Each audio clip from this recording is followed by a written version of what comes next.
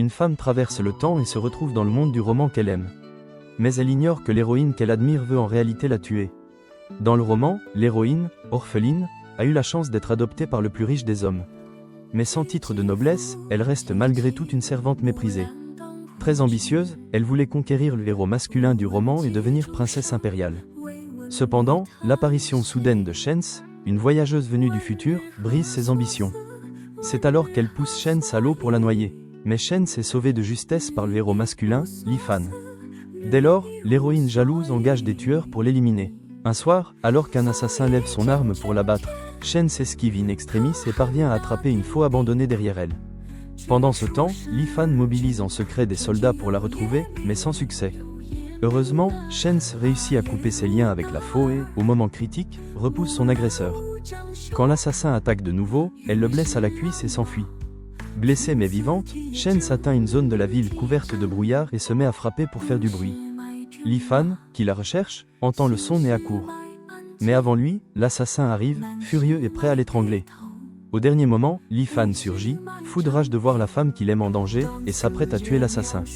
Shens, consciente de sa nature d'humaine moderne propulsée dans un monde ancien, le supplie d'arrêter, elle ne veut pas que son homme devienne un meurtrier. Lifan, malgré sa colère, rengaine son épée. Alors que tout le monde s'inquiète pour Shens, Zen Shuqian reconnaît avec stupeur l'assassin. Il ressemble étrangement à un homme qu'il avait surpris aux côtés de Henne. Shens est ensuite ramenée chez elle par Lifan. Sa famille, en pleurs, l'accueille avec soulagement. Son père, reconnaissant envers Lifan, accepte enfin leur union. Lifan, ému aux larmes, lui promet de la protéger toute sa vie. De l'autre côté, l'assassin, soumis à la torture, refuse toujours de parler.